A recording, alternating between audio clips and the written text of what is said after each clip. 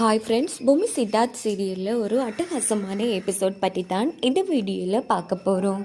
அதுக்கு முன்னாடி நம்ம சேனலை சப்ஸ்கிரைப் பண்ணாதவங்க கீழே இருக்கிற சப்ஸ்கிரைப் பட்டனை கிளிக் பண்ணிவிட்டு பக்கத்தில் இருக்கிற பெல் பட்டனையும் கிளிக் பண்ணிடுங்க. சரி, வாங்க வீடியோக்குள்ளே போகலாம். இந்த எபிசோட் எப்படி ஸ்டார்ட் ஆகுதுன்னா, கோவிலில் தான் காமிக்கிறாங்க. அங்கே இருக்கிற சாமி இந்த 5வது பூஜையை சித்தார்த்தா நல்லபடியாக செஞ்சு முடிக்கணும் அப்படின்னதும், சித்தார்த்துக்கு துணையாக பின்னாடி யார் சாமி போக போகிறா அப்படின்னு கேட்குறாங்க. உடனே சாமி கண்ணை மூடிட்டு நம்ம சித்ரா பாப்பாவை தான் கை காமிக்கிறாங்க. இந்த சின்ன குழந்தையா சாமி போக போகுது அப்படின்னு எல்லாரும் ஆச்சரியமாக கேட்டதோ, கடுகு சிறிதானாலும் காரம் பெரிதுன்னு சொல்லுவாங்க. அது மாதிரி தான் இந்த சின்ன பாப்பா நம்ம சித்தார்த் கூட போனா தான் சரி அப்படின்னதும், உடனே நம்ம சித்தார்த்தை சிவன் வேஷம் போட்டுட்டு வர சொல்றாங்க. உடனே சித்தார்த்தம் சிவன் மாதிரி ரெடி ஆயிட்டு வராங்க. அதுக்கப்புறமா பார்த்தோம்னா இந்த பக்கம் எல்லாருமே சேர்ந்து நம்ம சித்தார்த்தையும் பாப்பாவையும் அந்த நவபாசன சிலையோட ஜோடியை எடுத்துட்டு வரத்துக்காக நல்லபடியா வழி அனுப்பி வைக்கிறாங்க. அதுக்கப்புறமா பார்த்தோன்னா இந்த பக்கம் நம்ம ஜார்ஜினியாவையும் எங்கால அந்த கமெண்டில் இருக்காங்க இல்லையா, அவங்கள தான் காமிக்கிறாங்க. 2 பேருமே ரொம்ப மோசமாக பூஜையெல்லாம் பண்ணிகிட்ருக்காங்க. உடனே ருத்ரா நம்ம கமெண்டலன் கிட்ட ஜட்ஜினி என்ன சொல்கிறாங்கன்னா, இங்கே பாருங்கள், இப்போ அந்த சித்தாந்த் கிளம்பிட்டான். அவன் எப்படியோ அந்த ஜோடி சிலையை எடுக்கக்கூடாது, அதுக்கான பூஜையை ரொம்ப வேகமாக பண்ணிட்டு கமெண்டலன் அப்படின்னதும், சரி ஜட்ஜினியா, ஆனால் இப்போ தேவ சக்தியோட உச்சம் அதிகமாக இருக்கும்.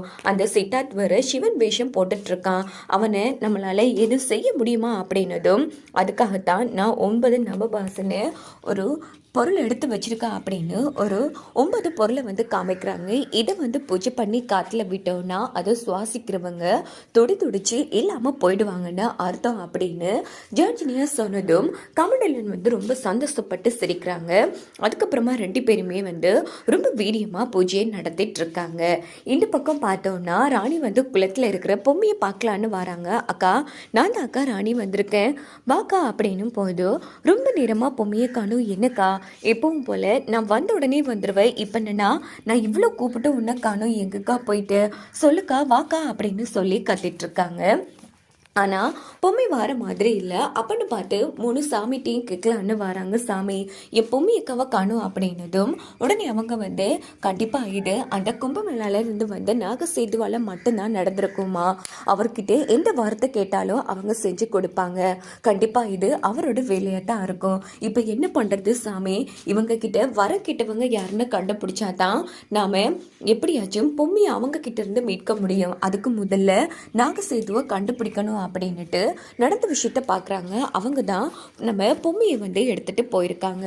இது பார்த்து இவங்க 4 பேருமே அதிர்ச்சி ஆகிறாங்க. சாமி, இப்போ நம்ம என்ன பண்ணுறது, சரிம்மா வா நாகசாது தேடி போகலாம் அப்படின்னுட்டு இவங்களும் ஒரு பக்கம் காட்டுக்கு கிளம்பிடுறாங்க. இங்கே பார்த்தோம்னா நம்ம ஜர்ஜினியாவும் கமண்டலனும் வீரியமாக பூஜை பண்ணிட்டு இருக்காங்க.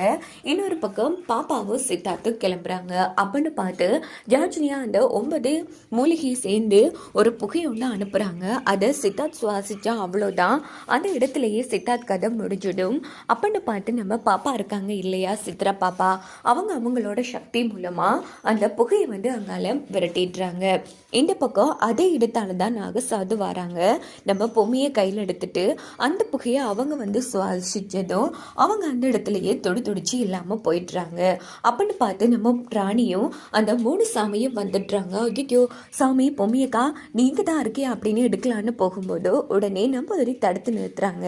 நீ மட்டும் அதை எடுத்தீங்கன்னா நாகசாதுவோட உரிமை இல்லாமல் அவங்க வச்சிருந்த பொருளை எடுத்தோம்னா அவங்களோட சாபத்துக்கு ஆளாகிடுவோம், அவங்க உரிமையோட தான் நாம இதை எடுக்கணுமா அப்படின்னதும், சாமி இவர் இப்படி கிடக்காரே, நாம எப்படி சாமி எடுக்கிறது அப்படின்னு ராணி கேட்குறாங்க. இதுக்கு ஒரே ஒரு வழிதான் இருக்குமா, இவரை உயிர்ப்பிக்கணும்னா அந்த ஒரு சித்தர்கிட்ட தான் அந்த மூலிகை மருந்து இருக்கு, முதல்ல அதை போய் எடுத்துட்டு வரலாமா அப்படின்னுட்டு இவங்க அவ்வளோ பேரும் அந்த சித்தர்கிட்ட இருந்து மூலிகை எடுக்கிறதுக்காக ஒரு சித்தரை தேடி போகிறாங்க.